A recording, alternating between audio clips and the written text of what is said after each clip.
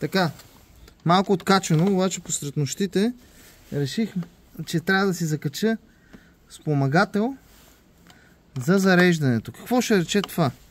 Това е устройство, което помага да не си сваляме цялата пластмасария на мотора, когато трябва да го заредиме с зарядно за акумулатори. За целта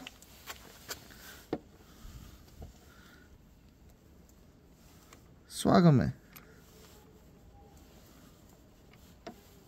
това на минуса.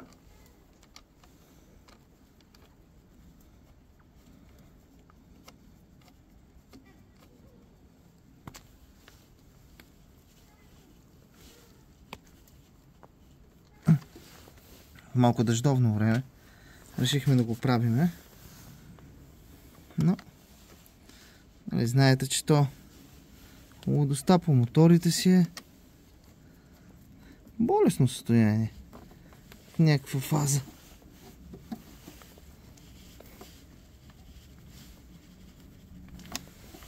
Така, следващото, което ние трябва да направим, е сега да закрепиме това, в което ние фактически зареждаме. Това е букса. Повечето модерни зарядни я имат, на което ние ще зареждаме акумулатора, когато той падне. Така.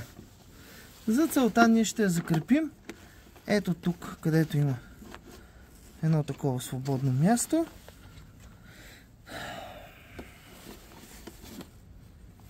Даже може би тук. Ето така. С познатата за всички свинска опашка.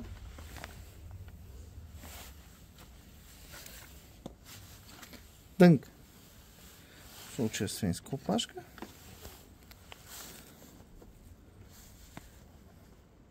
Проверяваме буксите, че са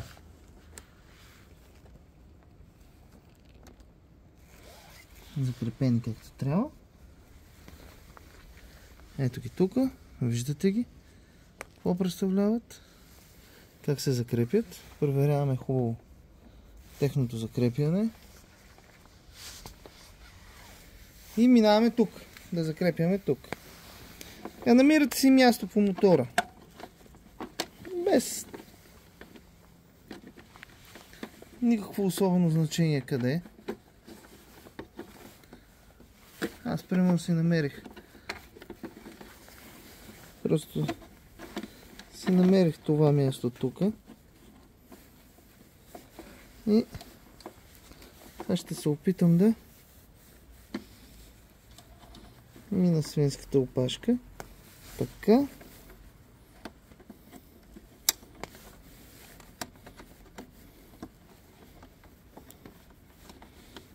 И да го прикрепа. Всички знаете, мотоциклетът ми е Suzuki GSX-R 1000.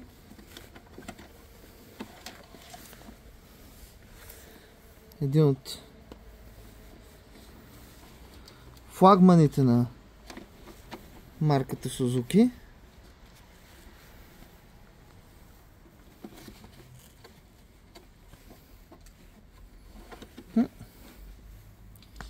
Може да не се получи, обаче така както аз исках.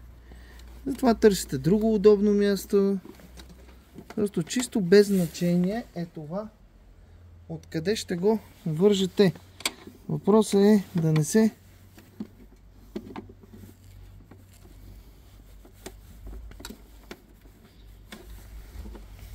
мотка безцелно.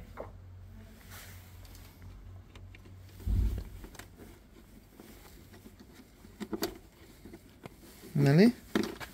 Ето, в случаят ние му намерихме неговото топ стратегическо място.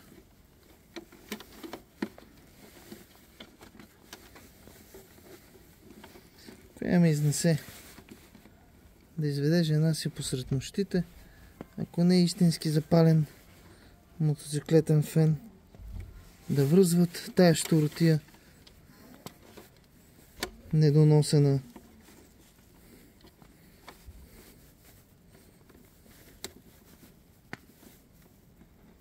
Затова каналът Маняка е направен от моторист за мотористи.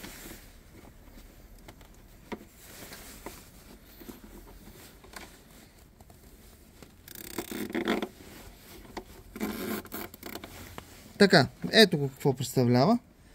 Буксата решихме, че ще застане тук, на едно доста така прилично място. Съкръщавате свинската опашка, както всички знаем, с ръзачките. Естествено, гледайте да си съкратите и буксата. Казвам го не случайно, защото не е като да не се е случвало.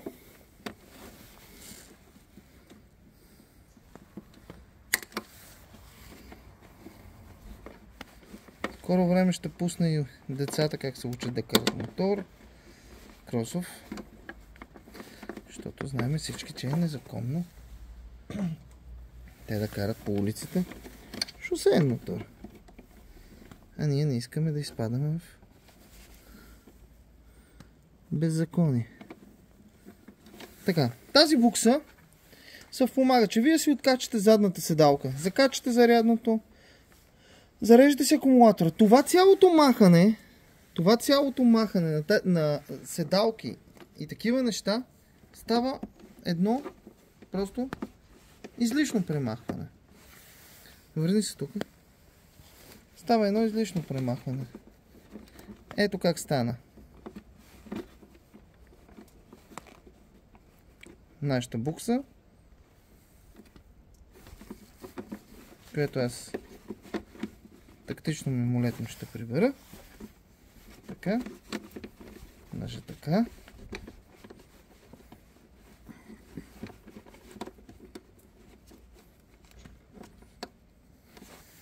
Ето, тя има водоизход. Виждате? Това водоизход аз предпазител да не се мокри. И застава тук. Проверявате пак поставянето на въпросните клеми. Хубаво ги оглеждате как е станало.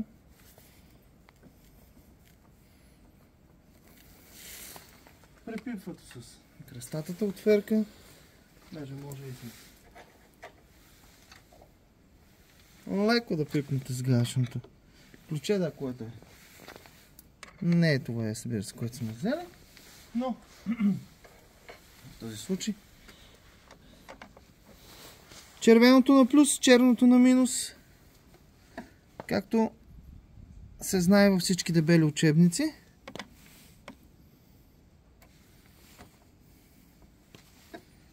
Измествате така за кабелът да не пречи.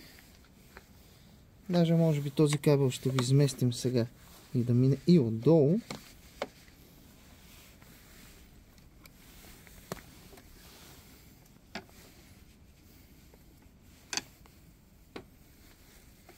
Имате варианти да го съкратите. Де факто сгънете.